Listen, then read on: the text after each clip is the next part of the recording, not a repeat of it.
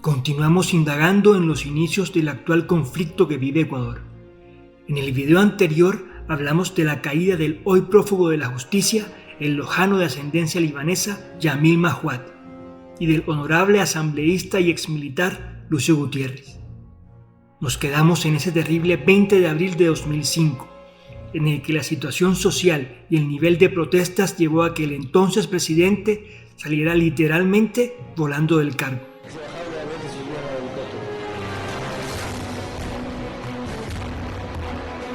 No pasaron ni 30 segundos y el helicóptero despegó sin ninguna autorización. Yo le pregunté para qué sector se dirigía y el helicóptero no me dijo nada, solo me dijo que el paquete. Ese mismo día, en una reunión improvisada y mientras afuera del recinto se presentaba una batalla campal, subió al poder el que hasta entonces había sido el vicepresidente de Ecuador, el médico Luis Alfredo Palacio. En su discurso inaugural cargado de vehemencia contra su predecesor, promete retomar la agenda de izquierda y priorizar en la inversión social. Hoy día terminó la dictadura, la inmoralidad, la prepotencia, el terror, el miedo. El pueblo del Ecuador el día de hoy ha decidido refundar la República. Una vez termina el protocolo de posesión, el nuevo presidente de la República de Ecuador sale al balcón del Ciespal para escuchar a los manifestantes exigir el cierre del Congreso.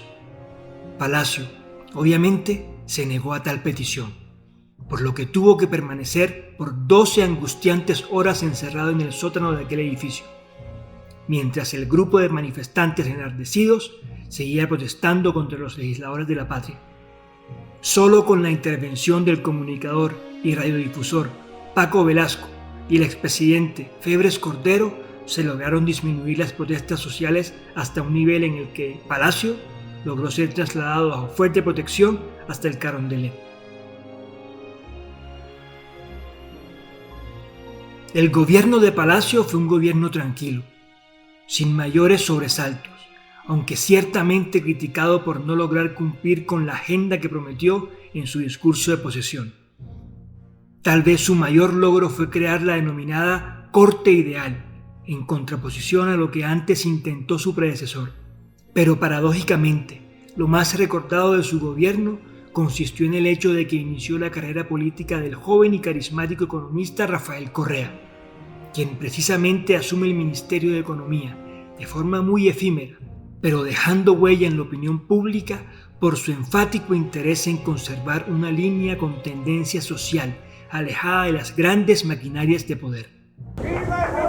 Fue justamente su polémica y publicitada gestión como ministro lo que levantó su plataforma preelectoral. Ministro, Quito te respalda y el país.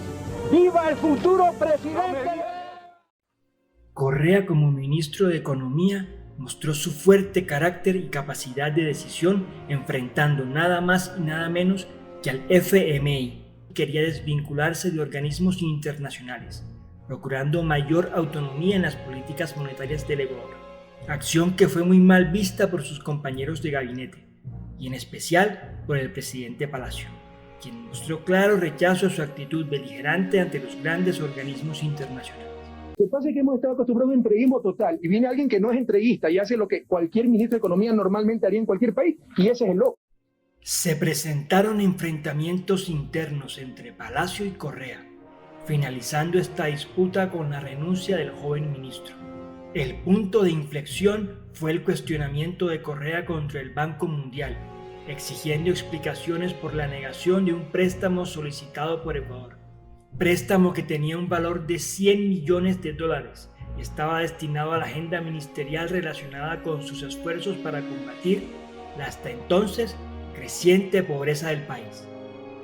La salida de Correa del gabinete ministerial de Palacio paradójicamente marca el inicio del deterioro de la popularidad del presidente, quien logra terminar su breve mandato con más pena que gloria. Asumo el poder en condiciones en las cuales se produce muy rápidamente. Yo no pertenezco a ningún partido político, ni soy político, ni lo seré. Nunca seré político. Termino mi ejercicio y regreso a mi consultorio. Pese al rechazo del tanto, Ejecutivo frente a sus posturas e ideologías económicas, su gestión, carácter y marcada tendencia hacia la izquierda fue muy bien vista por el pueblo ecuatoriano, un pueblo cansado de falsas promesas y gobiernos que miraban para otro lado, lejos de las masas necesitadas de un verdadero cambio que esperaba por iniciar en cabeza de este hombre. Yo sueño un Ecuador sin miseria, un Ecuador sin migración, un Ecuador sin niños en la calle, donde todos y todas, sin opulencia, pero con dignidad y con elementales niveles de bienestar, puedan vivir felices.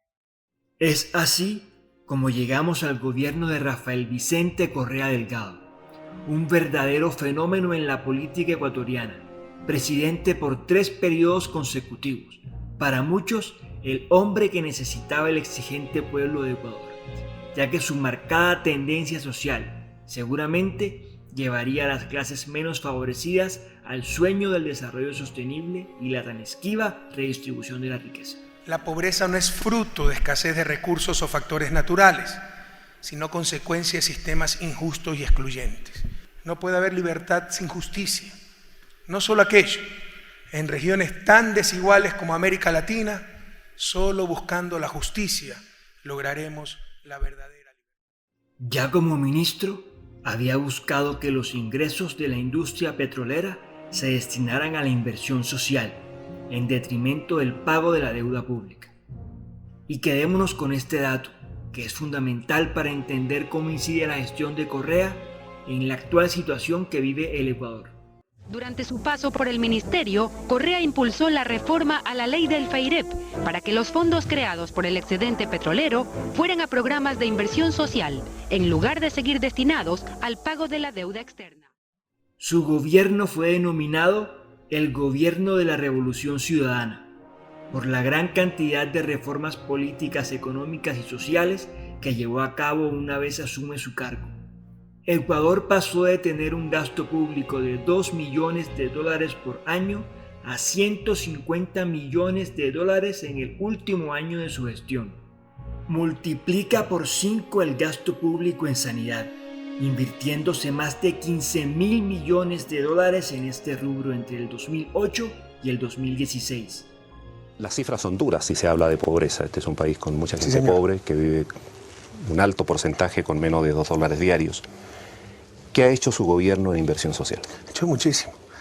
Miren, en 2 años hemos duplicado el presupuesto de salud de 500 millones a $1.000 millones. Algo similar, un poquito menos con el presupuesto en educación. Duplicamos el bono de desarrollo humano, le cambiamos de perspectiva, inclusión económica y social, no a la caridad con lo que se lo percibía anteriormente. Es decir, es la remuneración al trabajo de las amas de casa más pobres, la remuneración de su trabajo en el hogar. Con eso pueden acceder a créditos, tienen ahora esta tarjeta electrónica para sacar el dinero en cajeros automáticos, etc.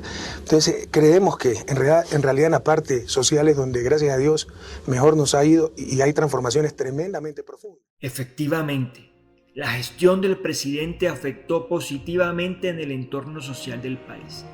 La mortalidad infantil disminuyó sustancialmente. El bienestar social se incrementó de forma significativa y la popularidad de Correa lo lleva a quedarse en el cargo por más de 10 años. Por cierto, situación que no fue bien vista por la oposición, al considerar lo contrario a las normas democráticas. Pero eso poco y nada importaba. El pueblo estaba feliz en un periodo de tranquilidad y crecimiento, por lo menos desde lo social. Gracias a la Revolución Ciudadana por regalarnos la oportunidad de ser los productores y propietarios del conocimiento. Desde aquí, desde Urcuquí, desde la ciudad, desde la Universidad de Investigación de Tecnología Experimental, en la ciudad del conocimiento, hemos empezado a construir la nueva era del Ecuador. Gracias a usted, señor presidente, por devolvernos la esperanza de un nuevo Ecuador. Y esto se vio reflejado en cifras. En 2007, las tasas de pobreza en Ecuador llegaban casi al 37%. Para 2014, las cifras habían disminuido casi 10 puntos porcentuales. Y no solo eso, también otros indicadores se movieron positivamente. El coeficiente de Gini, la esperanza de vida y el IDH, todos mostraron números favorables que respaldaban la buena imagen de Correa. Hasta ahí, un gobierno maravilloso, cargado de buenos deseos y unas políticas sociales efectivas que por fin garantizaban un crecimiento social sostenible para toda la población, y no como en los anteriores gobiernos donde primaban intereses particulares por sobre el bienestar colectivo. Esto es, de una forma somera y muy rápida, lo que es la esencia del mandato del expresidente. Ahora, dada la importancia para el tema que nos convoca y dado el fenómeno socioeconómico y político que representa este personaje de tanta relevancia en la historia del Ecuador, adentrémonos entonces en las profundidades y evaluemos cómo va evolucionando su gestión periodo a periodo, cómo afectaron sus buenas intenciones a la sociedad ecuatoriana y cómo se fue labrando el camino para encontrarnos con la situación que nos encontramos hoy. Pero esto será hasta una próxima ocasión. Por lo pronto, regálame un like si te ha gustado el video. Suscríbete al canal para más contenido y comenta si tienes anotaciones que puedan construir conocimiento o si quieres corregir alguna inexactitud. Martin Luther King decía que su sueño era ver una Norteamérica donde blancos y negros puedan compartir la escuela, la mesa, la nación. Mi sueño, con toda humildad, con toda sencillez, desde la humildad de mi patria morena, es ver un país sin miseria, sin niños en la calle, una patria sin opulencia, pero digna y feliz. Una patria amiga,